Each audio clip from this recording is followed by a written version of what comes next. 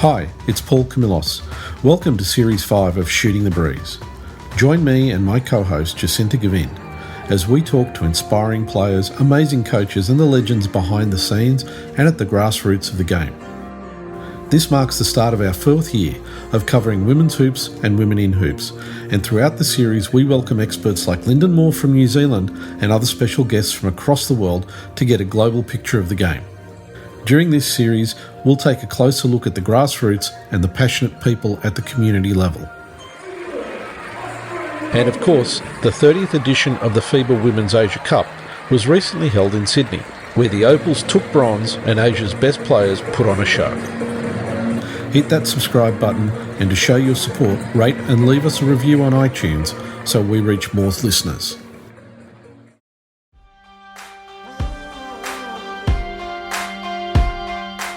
We've got Kiwi players coming home to play. We've got international stars that are about to be announced. We've got WNBA drafted players coming to play. I mean, it is an amazing opportunity for Kiwi basketball. Look, I'm just really pleased for our program and for the nation that we're actually here at this point. So more than anything else, I think it's a real celebration for us and something we've worked very hard to get. If we're trying to compete with, like I said, the top 16 teams, we need to have a domestic league just to keep the engagement and this kind of feel of these tournaments alive. So I'm super excited to be a part of it.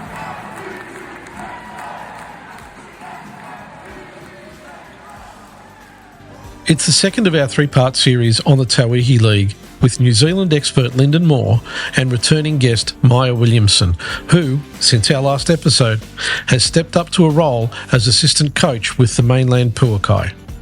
In this episode, we get into the current standings ahead of round 7 as the league hurdles towards playoffs in what's been an unpredictable season. It's also great to hear about the rising local talent with some impressive performances from young up-and-coming athletes alongside quality imports. Always a great laugh with this Kiwi duo. Make sure to listen out for Maia's take on player cardboard cutouts. But one of the biggest takeouts is the extensive community outreach and engagement that every club has brought to the regions across New Zealand. Both Linden and Maia share their profound impact they've witnessed during this season. It's the last 2 rounds on the road to Tauihi finals. Enjoy. Welcome to Shooting the Breeze. And we're going across the pond to New Zealand, where we're joined by Linden Moore and Maia Williamson. We're going to be talking about the Tauihi League, which is heading into its 7th round for the season, getting down to the pointy end. Things are getting interesting. And we've also got some interesting news to talk about with Maia as well. But first of all, welcome, Linda and Maia. Great to have you back. Always happy to be back. Always a pleasure. And Maia, as always, great to see you. The Kiwi duo, back at it again. Can't be stopped. Absolutely not. So before we get into talking about Tauihi League, let's just take a second because some stuff's happened for you, Maia. You are now on the coaching staff for the Pouakai. Yes. Yeah, I'm really close with Josh Thompson, who's obviously the head coach of the Pouakai, and he talked to me at the start of the season and wanted to get me on board, partially for my own development, to have some girls in there, and just because I'm an up-and-coming coach, I suppose, and it's cool for me to be able to get some kind of exposure into a professional environment. And then obviously with the step down of Cam Wilson, I've managed to kind of slide my way higher up in the bench, which is pretty cool. But yeah, it's been epic, and like it's really different to everything that I've ever been involved in because it's a professional environment. But yeah, I've really enjoyed it so far. Can I just jump in and say Maia's a natural, and she blended in so well. No, saying though, like you have the composure, and you know, like you can tell you know what you're doing. And just seeing you on the bench was really cool. So for real, congratulations! Like that's phenomenal. Stop it. Making me blush. See, this is the time when we need video. Yeah, that's true. No, I'm glad we don't. And the other thing that the Pouakai is doing is you got a new signing coming on board shortly. Yeah, so we have let go of Natasha Mack for injury reasons. She'll be going home to rest and rehab before she goes and plays a season in Turkey. And in place of her, we have signed Nat Burton, who's just come off her NBL 1 season. Yeah, she's going to be a great addition. I've heard she's a really great person, played for the Opals, so obviously can't be too unhappy about that kind of talent. Oh, absolutely not. And, we've had her on the podcast as well. She is a great person and I think going to make a really interesting impact for you guys. Yeah, absolutely. We're really excited to have that kind of leadership and experience and that kind of physicality as well. And we've also signed Ash Tyre, who has come in from also an NBL 1 season, I believe. The Thunder. Yes, yeah. And then obviously had the 3x3 tour just before coming here. Tulfern, so that's obviously another great addition just to try and get us some wins and momentum before we head off to playoffs. It was really cool to see Ash and Nat as the announcements because I had kind of picked up a little bit of gathering that Ash was probably on the way, but I had no idea about Nat. And so to see that signing was, like you said, Maya, for all those reasons that you listed, Nat's such a great addition. And I think for the way that the Pouakai have been working together to get through what's been probably a surprising season. Those two signings are most certainly welcome and amazing that you don't secure them. Yeah, Ash Ty's been in the talks since the start of the season. We just knew that she wouldn't be available until this tail end. But the Natasha Mack situation was one where we had to act pretty quickly, be pretty adaptable, and then we just got in contact with people that we know in NBL 1 and it happened in a very short time frame, but it's pretty cool that she's willing to come over, and we're pretty excited to have her, and I'm pretty sure Tauihi is pretty excited to see her as well. There's been, just adding to the list of names, Seriously, it's a pretty crazy league. Phenomenal. Yeah. Like if you look down at a macro level, even I have to sometimes step back and just kind of look at this is what the level play is. Obviously, it's raised. But the type of people and the quality of folks who are coming in, both New Zealand and international. Yeah. And Australians, too. I feel like Australians over here in the second season. Yeah. It's fantastic. Yeah. And look, speaking of Australians, you've got Tess Madgen playing over there as well. And just before we started recording, we were talking about that. And I think the number that really surprised me was she suited up for 2 games. And as we said before, she's averaging 21.5 a game. That's phenomenal. She's somebody that I've noticed that when she just kind of walks in the room, and I even kind of felt that if this is possible when we were at the Chiefs event back at Asia Cup. Yeah. When she was there on the panel, the room just kind of shifts. Yeah. And maybe it's just because it's just her energy, her presence. I think what I've been hearing from around the Kaihu camp and in general is her professionalism. And of course, I showed up early to the Phi game on Thursday night, and who was the first one out there? Just disciplinary, getting her shots up. Tess Madgen. She was phenomenal. And then she walks up, and she's such a good leader. And, like you said, Paul, she can average 21.5, but she's also able to, she brings people together. Yep. And she inspires others to, the young ones to do the same. And, but when she's needed, she steps up. Oh, and absolutely. She doesn't complain. She doesn't sweat. She just goes for it. Yeah. Okay, so look, let's talk about what's been happening in the league since we talked about it, which was very early on, I think first or second round. So let's talk about what has surprised you guys about the way this season's unfolded so far. Ooh.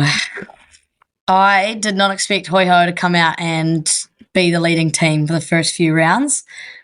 Last year they struggled a bit. They were the team that didn't make the playoffs, and then they just came out, absolutely dominated everyone. So I was pretty taken aback by that. Yeah, I agree with that. I had a feeling at the beginning of the season that, of course, anything can happen, and you never know what's going to shape out to be, and depending on, injuries, whatever it is on paper. They've done really well. I had a feeling this year was going to be a kind of a rebuild year. It certainly has been, but Ashton Prechtel has been phenomenal. Sheesh. But they're definitely, dare I say, contender based on right now. But I think, honestly, just in general, I think the competitive balance, I knew it was going to be probably closer than it was last year, because last year it was kind of the top two, who were kind of hovering most of the way, and then you had the middle, and then you had the hoi ho. So it was kind of, but I think just honestly the way the pace and the way people are creeping up, and you on paper you might see one favored to win, and then on the night the other team just goes out and shocks them. Absolutely. I stopped guessing on any predictions because I get half of them wrong. Yeah, exactly. Yeah. Right. It's true though. Like, it's just been like the way the standings have gone. I think 3 teams have been top of the ladder out of 5, which is in 7 rounds. It's pretty impressive. And it's just been like every game has been competitive for the most part. And I think too, I think with the imports, I think there was a standard that and some of them I was familiar with. And I think somebody that I definitely want to touch on was Michaela Cowling from the Phi. Yeah. Because she has been phenomenal. Yeah. In terms of, I think she comes out with that swagger and that confidence, but she backs it up. Yeah. And for the Phi to, every team does, they have their ups and their downs and they're figuring it out. I wasn't quite sure where they were going to be in the pack this year. They were kind of my question mark, so to speak. But Michaela's just completely lifted them to another level. And having, obviously, the supporting acts, with McKenna Dale and some of the others, it's been, and how many close games they've had. Maya, you have experienced that. Yeah. I guess, again, the biggest shocker for me is kind of just, I didn't realize how close they'd be. And I guess now I have a complete question mark. I have an idea kind of now toward the pointy end of the season of where we might end up, but I was not expecting to be this unsure. I know. And you really just never know, like, especially with injuries and everything. Like, there's so many games where you're like, could that have gone another way if this person had played? And like, you don't know what's going to happen now that people are healthy and who's going to get injured. It's really up and down. But like you said with the Phi, I think what's also really cool about them is they have a really good young group as well, so they're really well balanced. Like, their imports are really good. Michaela Cowling has been consistently outstanding, averaging 21.6 points. But they also have really good young girls. Like, their Rapid League, they're kind of playing Rapid League, how you're actually supposed to play Rapid League. They do, yes. They have 3 Tauranga girls, high girls playing in their Rapid League and playing minutes for the Phi and the Tauihi games. Like, it's just really cool to see that overall development. They're obviously competitive in the Tauihi League, but they've also got this other side of development happening for the upcoming girls, which is really cool. Do want to say shout out to the Phi, because what they've been doing in terms of their model, and Maya, like the way you said that, they are playing the Rapid League the way that I guess you're supposed to be playing it, because what they've also put a big emphasis on is the academy players, and they're really making an effort to go out in Rotorua, Tauranga, and surrounding areas to build up that talent, because their whole vision is to bring through the next generation. And they've got some young ones that, I know Guy Malloy has been watching. Yeah. And Polly is one of them. Yeah. And so I'll tell you, last week when she and Bailey Flavel were playing in that matchup against the Kahu, you're looking at the future of basketball right there. Absolutely, yeah. So you mentioned something about them going out into the regions to scout new players. One of the things that the league was aiming to do was get the games out to the regions as well, get it away from the big centres. How has that kind of worked out for the league, now that you're kind of nearly through the first 2 seasons? I can speak to that a little bit just because I've been on the ground for part of that. In terms of, so the Kahu, I would say they've done a really good job, and the other teams, I know that the Hoi Ho have gone to Queenstown, and Maya, I'm interested to hear your perspective. The Kahu, they've done a phenomenal job. The management, that's something that they really value, is going out into the community and spreading their wings, I guess, not pun, and also no pun intended, so to speak, in terms of reaching who they can with the team.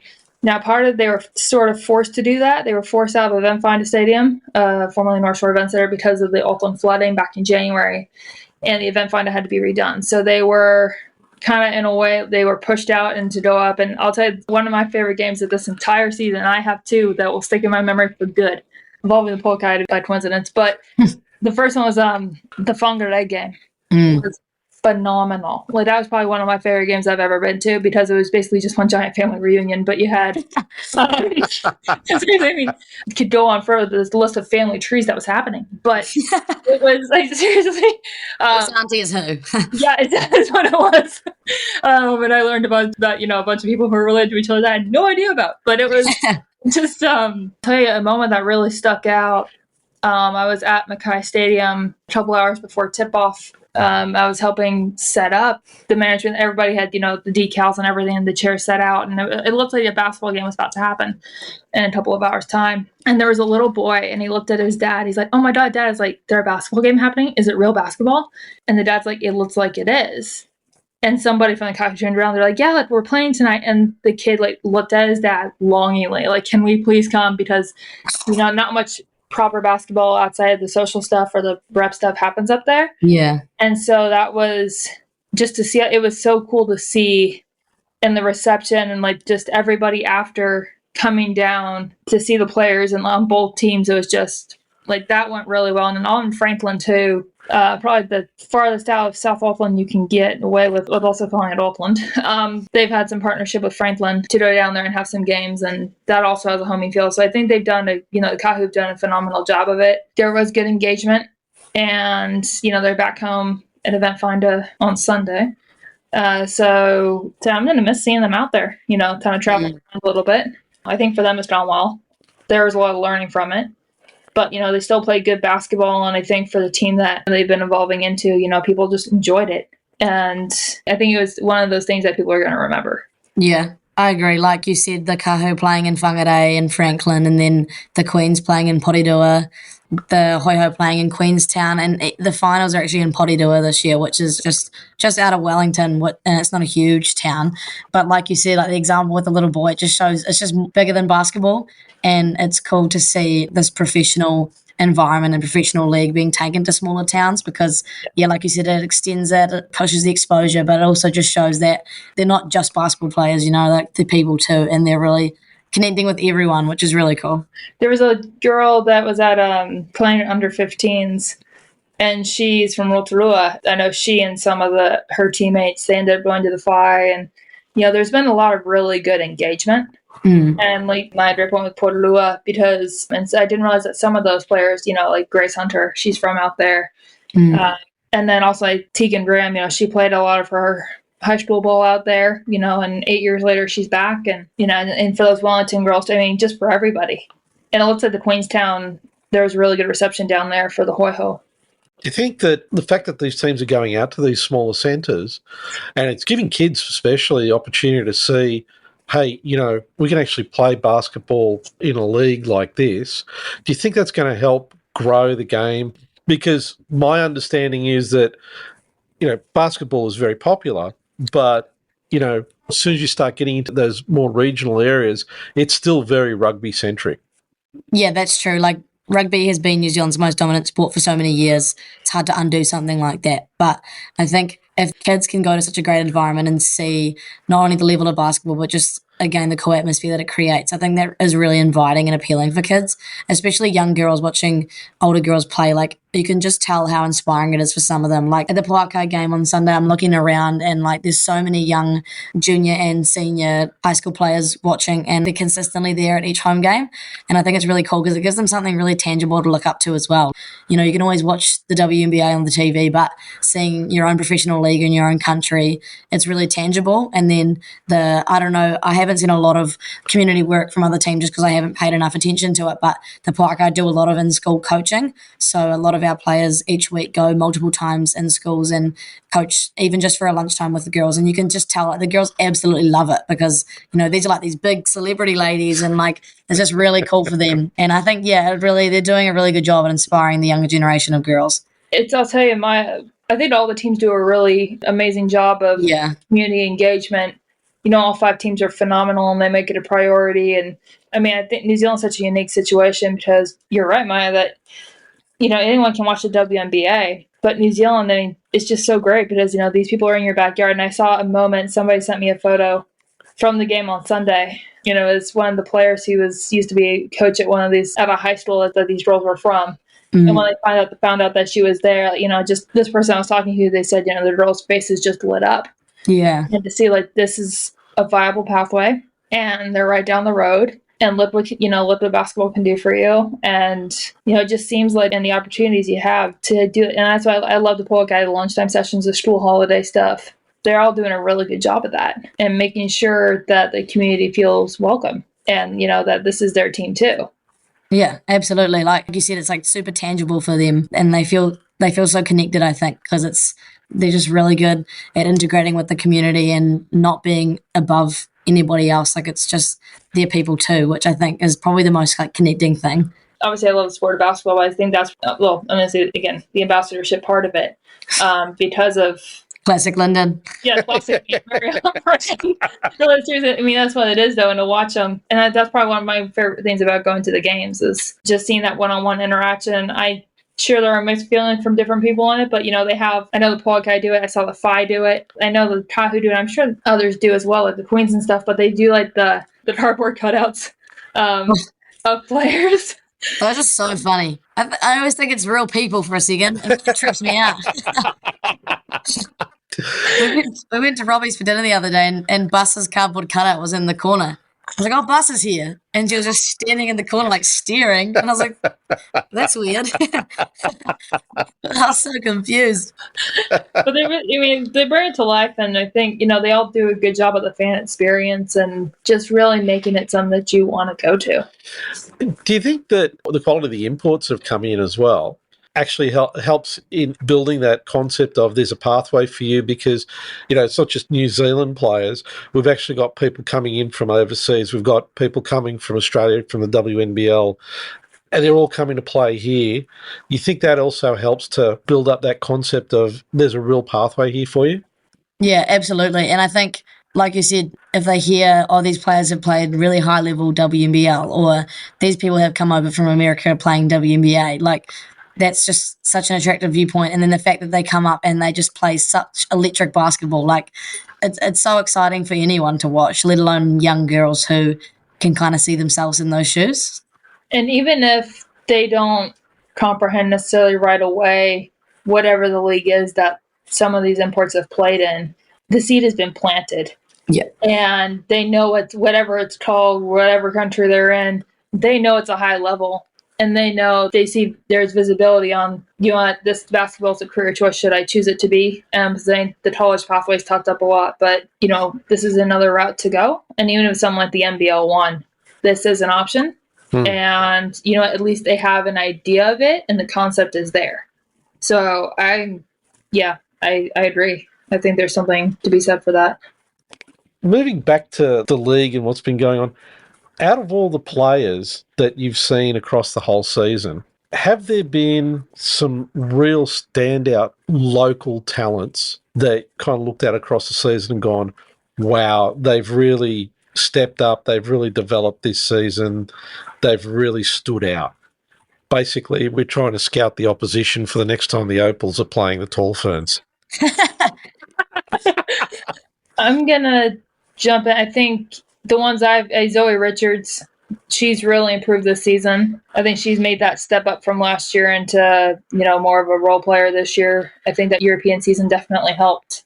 Victoria Tamila, I think Bailey Flavel, I would say just some of those young ones, the Pouakai ones that I'm now really familiar with Lauren Winokur, Kavana Lenny, and Maia, you can speak better to those than I can, but they've seemed like, at least from my broad point of view, they've jumped up.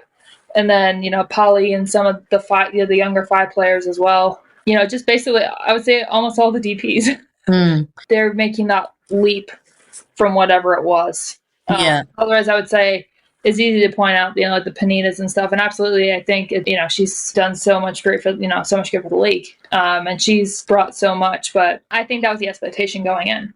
So, I would say Zoe and then some of the younger ones. Yeah, I agree. The DPs have been pretty outstanding. Like, for me, the most impressive DPs have been Lauren Whitaker has been really impressive. The fact that she can also match the physicality of some of the older girls. Like, she played... She actually is. I know. She's 17 years old, and she played 27 minutes against the Kahu, and she had to mark Panina and Amari Thomas, who are women and have played in many professional environments. 10 points, 7 rebounds, 5 assists, something like that. Like, from a 17-year-old in a professional environment, it's pretty class. I've been really impressed with Zoe as well, and Samara Gallagher, also from the Hoiho. I really like what she brings to the table, and she's just such a great hustle player and leader, and that's really cool to see that kind of local talent still be somewhat of a leader and facilitator in a team that has some really talented imports. I had someone else in my head.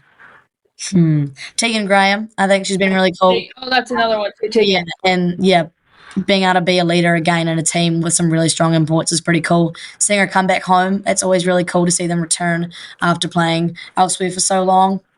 And you can tell kind of her experience too from the two college programs she was in. For those listeners who may not be familiar, she was at Colgate and then at BYU. So she's had two different styles of basketball there and then came back. Yeah, and I think for the Queens, for the season that they've had, I think I didn't quite know where to put them. After last year, I think some people were maybe expecting them to repeat. Could they? Yes, but I think it's anybody's game. But, for the season that they've had, Tegan, and I think she's drawing into her own. I think it took a little while to kind of figure out the footing, to kind of figure out where she fits in alongside the imports. And, like Crystalline Carr is really good. You bring in Maya Dodson, but, I think Tegan's starting to come into her own. And it's been really fun to watch. And we are getting to that pointy end of the season. And I'm looking at the table, and it's kind of interesting. The top three, they're really close. The Pouakai's in at number 4. Obviously, the win-loss record for the Pouakai is, I'm guessing, not what you'd really want. Not ideal. No, that's the way to describe it. How do you think, and I mean, I know it's early stages and there's lots that can happen. How is this Final Four going to play out? Because there is the wild card, which is the Rapid League, and the point you pick up for a win in the Rapid League. I mean, I've got a Pouakai perspective because that's what I've been involved in. Yeah. But everything from here on out is just must win. We're getting back to the stage where we're fully healthy, and we know that we can do some damage. You have to take it on the chin. It's been a really rough, messy season so far, but you just have to, like I said, take it on the chin, move on, and everything from here on out is definitely must win. I wouldn't be surprised if teams continue to do what they've been doing with Rapid League. If you can win 3 points in a night, that really works in your favour for the playoffs. And at the end of the day, it's a professional environment, so you're trying to get as many wins and points as you can to be in a favourable position for the playoffs. But yeah, I don't know, Linden, what's your take? I think we're going to see a bit of Rapid League stacking.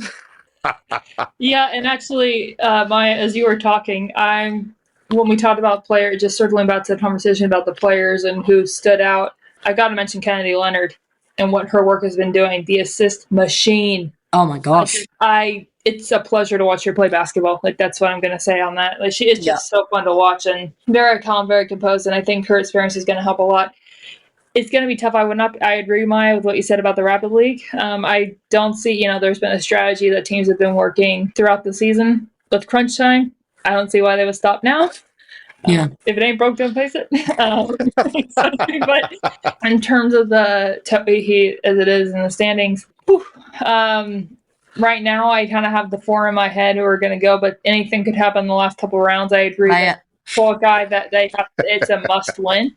Every team is going to have, their ups and their downs. I think everybody's been equipped to deal with them differently. I would say if, Imari and Panena are still healthy and, Tess is all good and firing on all cylinders, I think the Kahu, their path is looking clearer. Yeah. There's been no confirmation of Talia Tupaya still ruled in or ruled out. So there may be that injection, depending on how things go on that end and if they do bring her in and when. But honestly, I'm watching the Pouakai with keen eyes because the way they've been going. I know I'm just literally saying because I think, like you said, Maya, you guys have been rattled with injury and other circumstances that weren't necessarily planned. And with the signings you guys got coming in, I wouldn't sleep on them. And I would say it's going to be Kahu, in no particular order. Kahu, Queens. We'll see how the other teams go. Maybe there's a dramatic slip in one of them, but I just gotta say, you never know, right? The league is so close and competitive. You really don't know what's going to happen in the next few rounds. In my opinion, I agree. I think the Kahu and the Queens are probably pretty safe considering the way they've consistently performed and they've been pretty healthy, which is always helpful. But for the last 2 spots, I feel like it could be relatively interchangeable, and it really all comes down to how these teams perform against each other and perform against the Kahu and the Queens in the next few weeks. But I'd say, Kahu and the Queens, I would book their tickets now But yeah, I think the last few spots are definitely going to be close and competitive, which is perfect because it's exactly what the league should be. Yeah. But it's so unpredictable. Like you said, Linda, I think, yeah, I'm don't gonna put money on it. That's all I say. Don't put your money on it. absolutely. And I think Tauihi and Queens for sure. The others are going to be, I would not be surprised if Pouakai ended up in there. Putting But a thumb up right now to that. Double thumbs up. but honestly, I'm gearing up for a major surprise. Yeah. Now, who that surprise is going to be or what it's going to be, I don't know yet, but I feel it brewing, and it's going to be. I feel like there's going to be some form of jaw-dropping moment at the end of the season, and if we Yes. get to the final form, we're like, what Holy just moly. happened? And if y'all aren't tuning in already, then you should. I can't wait. So that's how it's probably. I feel like that's how we're going to end it, but I'm not. Can't speak too soon. May, you mentioned that you've had a lot of injuries. How badly has the Pouakai been hit with injuries? Gosh, where's the list? Oh, like that. Yeah, we've had.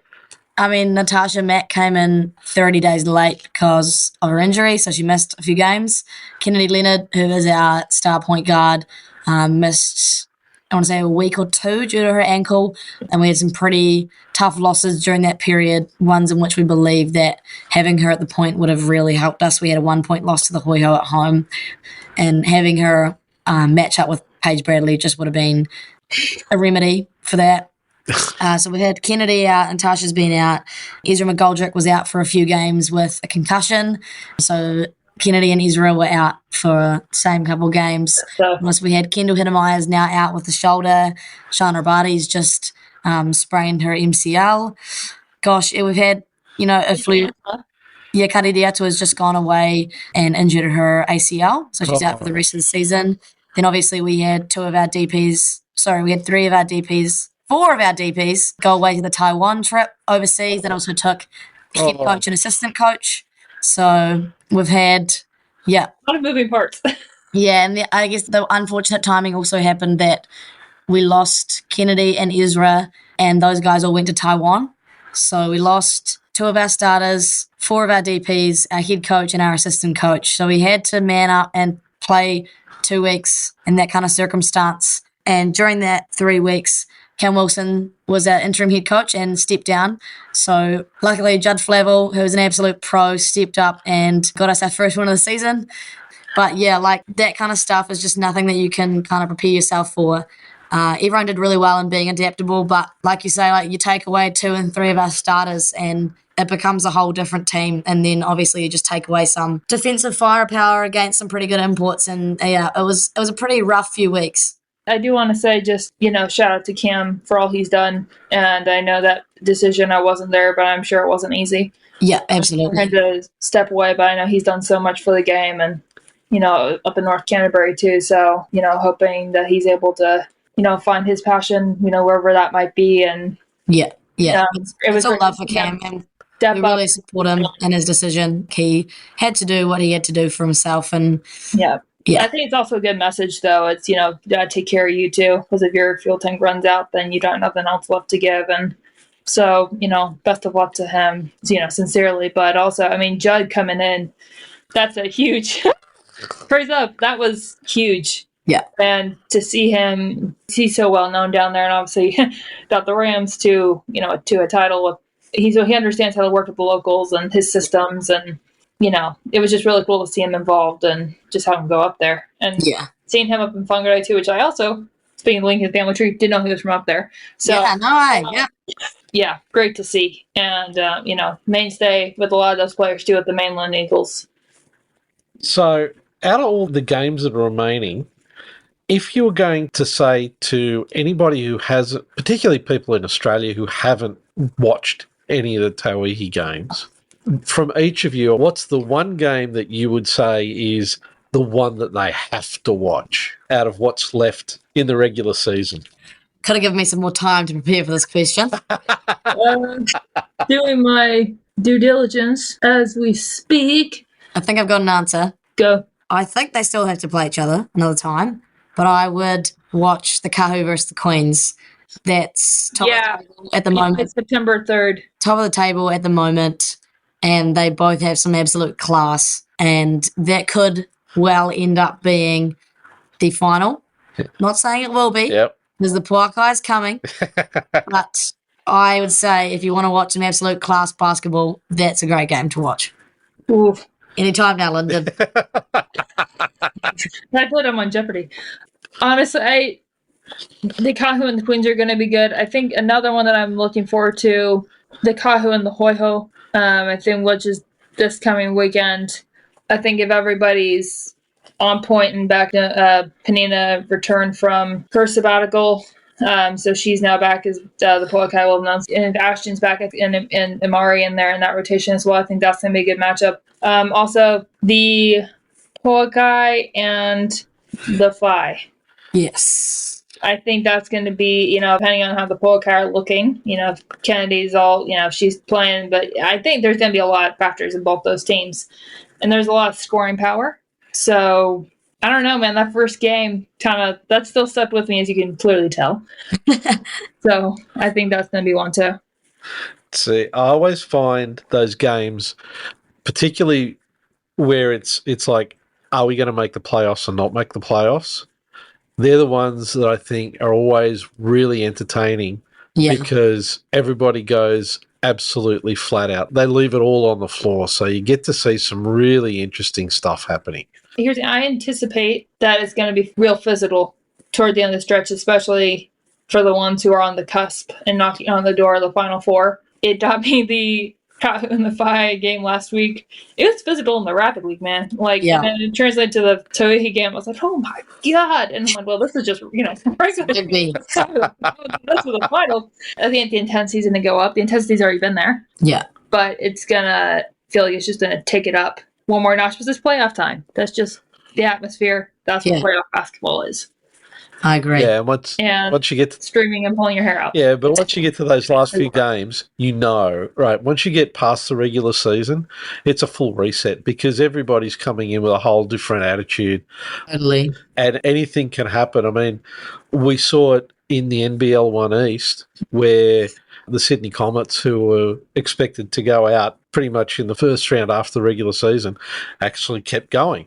You see the teams really step up, so anything's possible. Yeah, I think we saw that happen last year, actually. The Queens didn't have an epic regular season. I think they might have finished second or third on the table, and they actually ended up winning the whole thing. So it just becomes a whole different ball game when you get in the playoffs.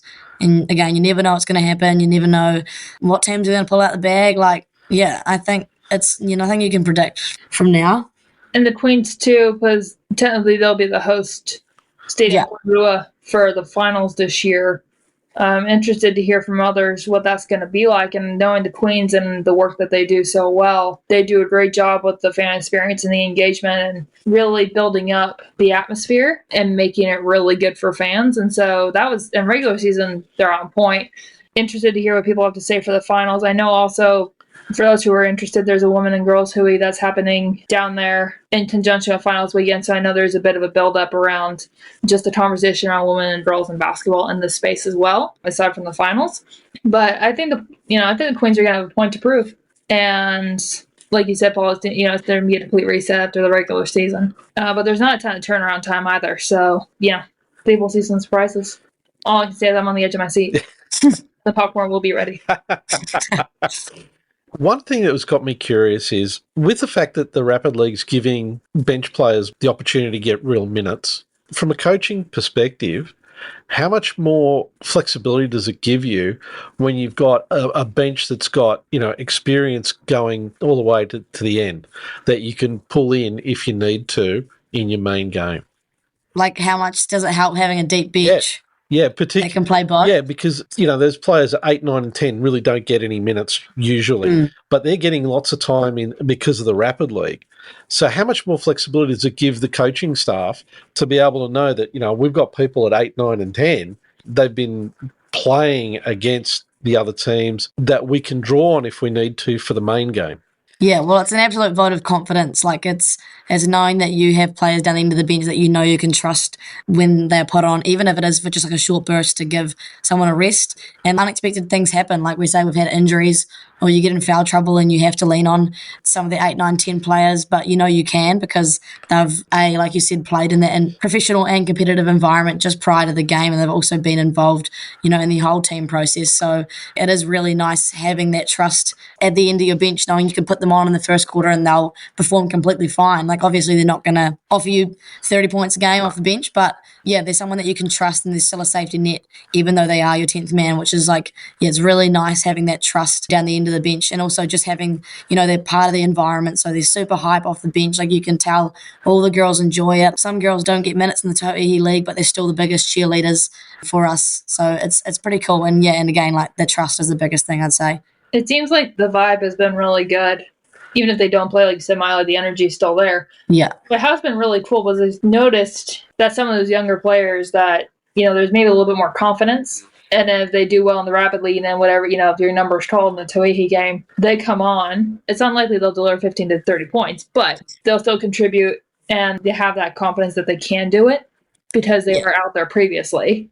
Yeah, and absolutely. It's just that's something else that I've noticed this season, and it's been really cool to see, and that they're holding their own. And I think the Rapid League gives them a good time to like kind of ease themselves into it, shake off some nerves and be in that environment before they go into the Tauihi game, because it can be daunting. Like coach puts you in and you feel cold and everything like in the Tauihi game, but having that Rapid League allows you to kind of warm up to it and get used to it and feel it through before you have to get minutes in the actual game. And you got to adapt quickly just because of the rapid format. Yeah. And you're literally warm coming off of that just because it is so fast. Oh my gosh, yes. At the end of the day, they're ready to contribute. No matter how many minutes, whatever they need to do, you throw them in there and they're getting that exposure. Now, not wanting to have you give away any of your coaching secrets, but do you find that you can put someone in from deep in the bench to basically mess up the opposition scout? Hasn't necessarily been a major focal point, but sometimes it is good to put a youngin in just, I don't know, like you say, like they obviously don't know much about them.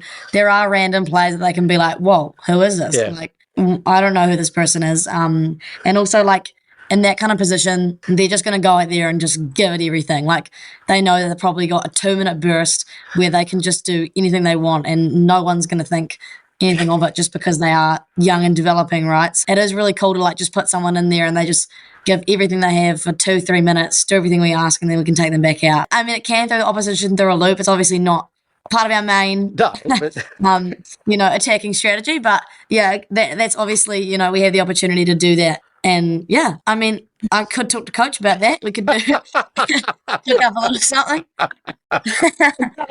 You might see me suit up in the next few games. Can we make that happen? Please, John. Okay, it's been great talking to you, as always, finding out more about New Zealand and the Tauihi League and what's happening there. We're really going to be keeping an eye on the last few rounds and going into the playoffs to see how it all pans out. And once the season's over, we'll have to get you back and go over this last part and get your feedback on how you felt about the whole season and how things panned out and observations, thoughts, ideas, because it really is a lot of really interesting stuff happening over there. Yeah, definitely. Looking forward to that. And can't believe we're almost to the end, to be honest. I know. It feels like yesterday we were tipping off and yeah, I know. It goes by with the blink of an eye. And, it's just obviously I enjoy it. A lot of people do. And, wish the season was longer and hopefully we'll build up to that. But, the 8 or 9 rounds that we do get, I just cherish because it's really good basketball, great people, and a fantastic environment. Great. Yeah, it's been really cool to be a part of and watch. So that might do everything. I'm jealous. Dream life. Okay, guys, thanks so much. And Maia, good luck for the rest of the season on the coaching staff for the Pouakai. Thank you. Very appreciate it. Can't wait for the Kiwi duo to be back. Yeah, absolutely.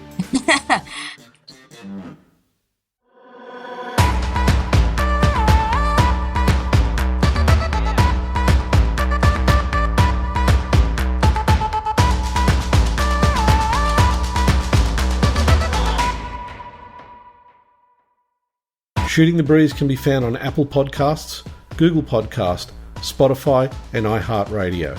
Don't forget to subscribe and share the podcast with all your friends.